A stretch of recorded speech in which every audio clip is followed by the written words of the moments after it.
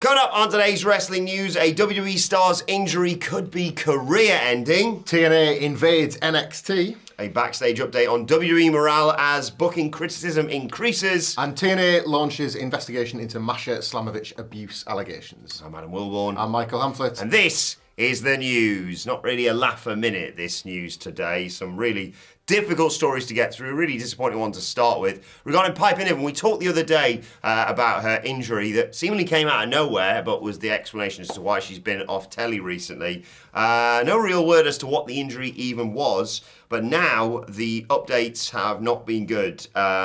Chelsea Green has tried to make it fun with losing one of her secret Hervis members by advertising for fill-in candidates. But Brian Alvarez provided an update on Niven's injury during Wrestling Observer Live. The initial report, obviously, as I mentioned, from Fightful Select noted that she was injured without any specific details.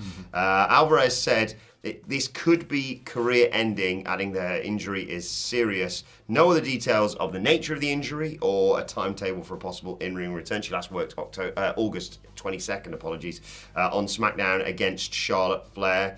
The Fightful Select report on this, following up on this, gave a glimmer of hope, though, with them talking about the fact that they spoke to some people and they believe she will return from injury, despite the fact the injury is, without question, serious. It's a neck injury, say Fightful, and she's waiting an official diagnosis. So we're going to respect the privacy of the performer beyond that. Yeah, it's kind of obviously Piper's story to tell, but really disappointing news because I've loved her in the Secret Hervis. Yeah, I mean, whenever we hear about, obviously, a wrestler having injuries on this scale, it's a little bit, not scary the word, but like it feels a little bit like, oh my god, like that's the reality of what it can do. Next stuff, you know, like this is life altering. We've seen what it's done to certain wrestlers who try and come back, or like the quality of life in the aftermath. So that's got to come top priority. Yeah, like I feel like we've gone back and forth over the friend of the channel, Big E's neck injury. And whenever we talk about a return to the ring, it's always with that caveat of if he even really wants to. If there's a quality of life worth risking once that kind of thing has happened to you once before,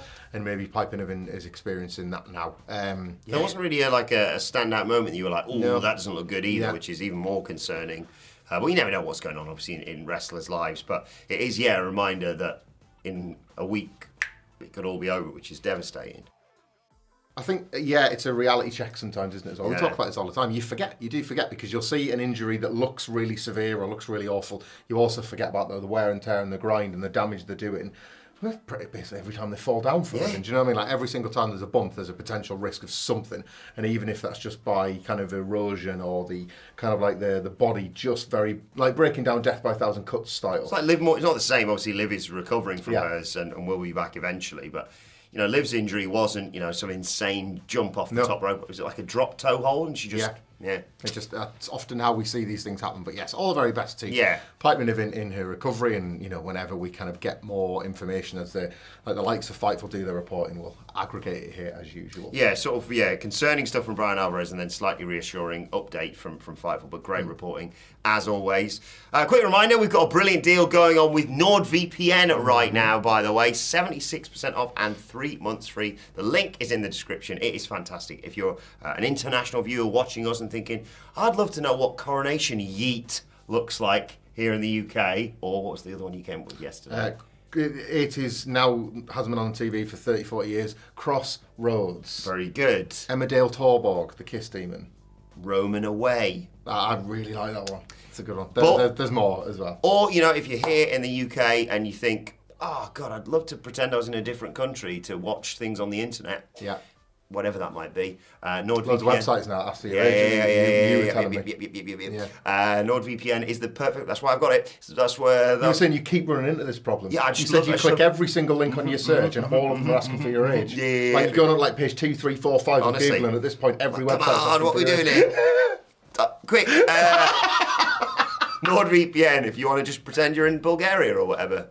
Is that the one, is it? Yeah. Right. Either or. Yeah. Good stuff. What's the offer again? 76% off and 3 months free. Really great stuff. Link in the description. Yeah.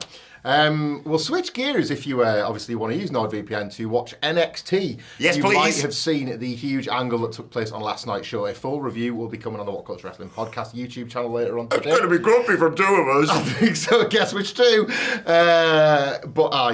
NXT last week announced that there was going to be the NXT title versus TNA title main event between Obafemi and Trick Williams, title for title. And it was sensational. And it kind of went as predicted because after that match got Who could have announced... seen this coming? I know, crazy, right? After it got announced on Homecoming last week, weirdly, 37 minutes past the hour, all of a sudden everybody pressed send at the same time from TNA. It was like, I've had enough, me! And, Can you tweet something like... Yeah, and they all made their presence felt as expected in that match. It went to a schmoz finish so that Ricky Saint, and Obafemi could do a stare down over the NXT title ahead of their match at... No! Merci this weekend. And in the background of them two having a There's a good over visual. the belt, there's just a brawl of like 30 people. Matt Cardona was there? Yeah, I've got a list of some of the names because they did, a few of them like were kind of, it was all very Triple H-ian where it's like, who's that in the background? Who's that over there? And it's like, and then like Santana, it was like, who's that walking completely through the car park? It was completely unafraid. Enjoy commentary. Yeah, any attack. It's kind of a well-organised invasion, to be absolutely fair to them. Yes, there was the likes of Matt Cardona, there was Moose, there was Eric Young, Zaya Brookside, Lee Ying Lee, Steve Macklin, Steph Delander, Mance Warner, Cedric Alexander, Zachary Wentz, Frankie Kazarian, and a couple of tag team wrestlers known as The Inspiration that used to wrestle in WWE as the... Oh, Iconics, they're coming back, baby! There's a lot of them. 10 cents on a dollar. Yes, it was notable, actually, how many of the invading forces were people that had previously worked for WWE. Yes. And it was as if there was like, technically we represent TNA, but also we want to get some revenge on the company that let us go. All sorts of narrative attached to that, and you can expect more in the coming weeks. Booker T? Well, indeed, yeah. Oh, do you know what? He should have just got in there and commentated kicking their ass like he did when he worked for TNA. Yeah. Yeah, bring back the main event Mafia to clean all this mess up. Maybe then I'll get into this invasion. Yeah, expect more on this. There'll be a NXT versus TNA match / show / gimmick down the line, one feels. Yes, so they got Get No Mercy out of the way. Then they've got, Halloween Havoc, of course, on October 25th. That's when Halloween is. We all know that. Yeah. Always said that.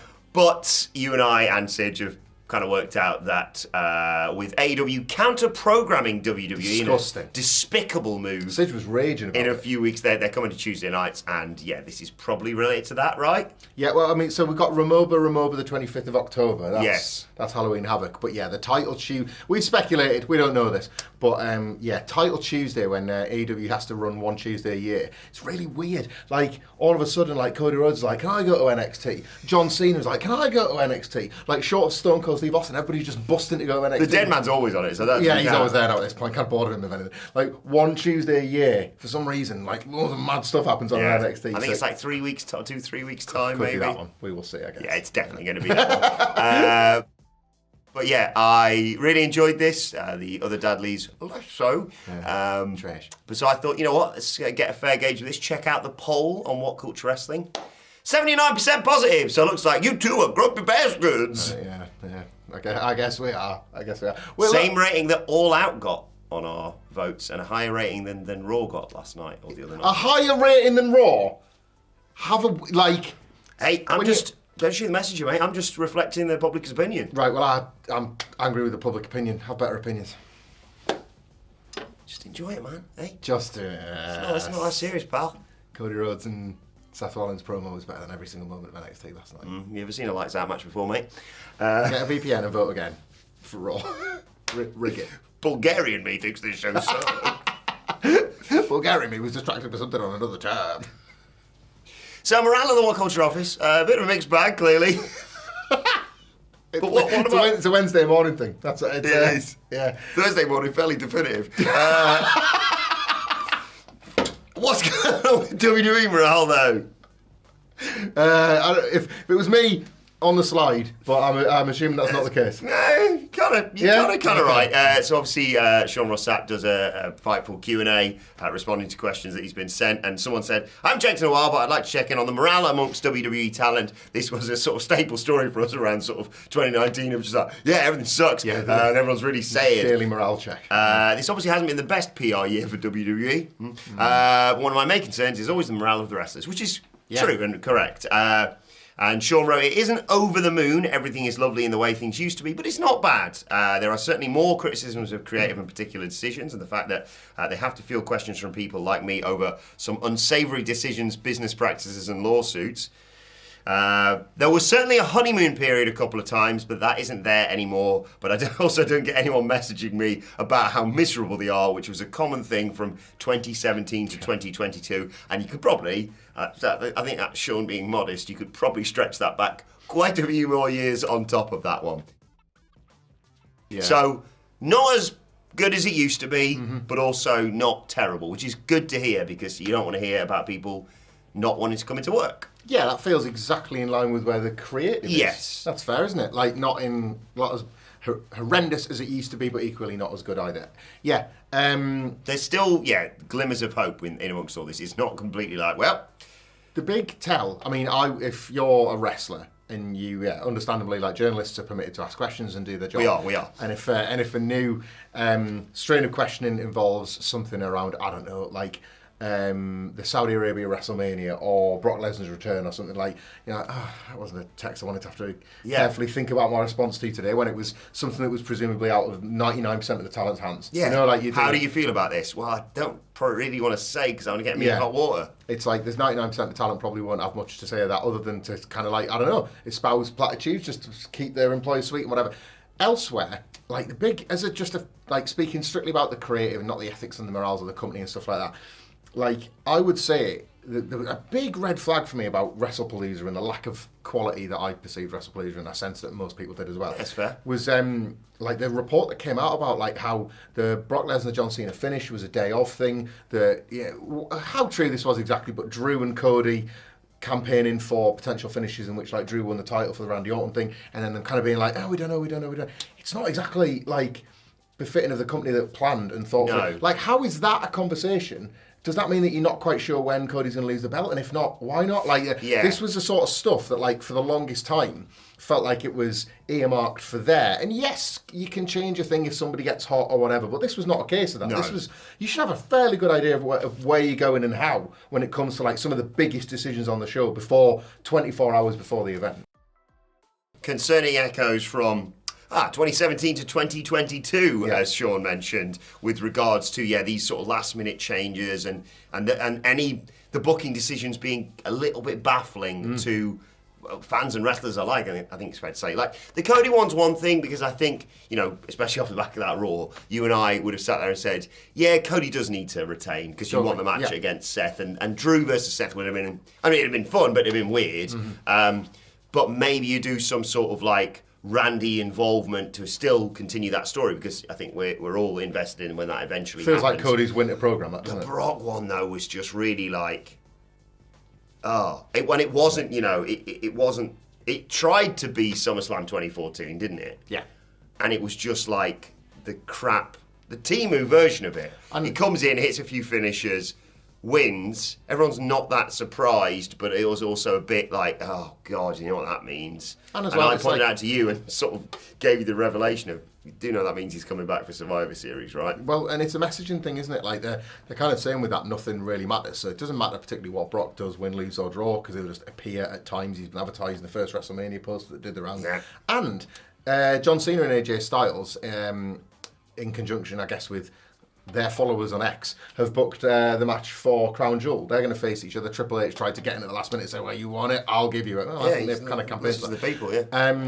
Not matters, does it? They're kind of just telling it nothing matters. John Cena goes out there and just gets absolutely killed, and then tweets excitedly and giddily about getting more and more match with AJ Styles. Gets it, and that's that. Like, nothing. Just move on quickly. Yeah, like, it's that. It's dodgy messaging to send out, I think, to fans who want things to continue to matter, for stakes to be held to, and for like there to be ramifications in the win. Like when wins and losses stop mattering again, like we've seen this with both companies over the last few years, it has dire effects on the wider creative vision. So yeah, there's a bit of me that kind of, aside from the John Cena retirement side of things, kind of is waiting for the year to end, because it feels like they kick into gear, obviously, and they go, right, it's January, what have we got? Well, no longer have going to do the Netflix launch or anything like that. It was the Road to the Royal Rumble. People have already got their picks, and I think they're probably along the right lines. And then there's the matches that people want to see at WrestleMania that I think could well be, on the docket, barring any Dwayne "The Rock" Johnson involvement with regards to, Punk versus Cody, for example, or Sammy winning a world title, or whatever that may be. Stephanie Vaquer versus Rhea Ripley could be saved for WrestleMania.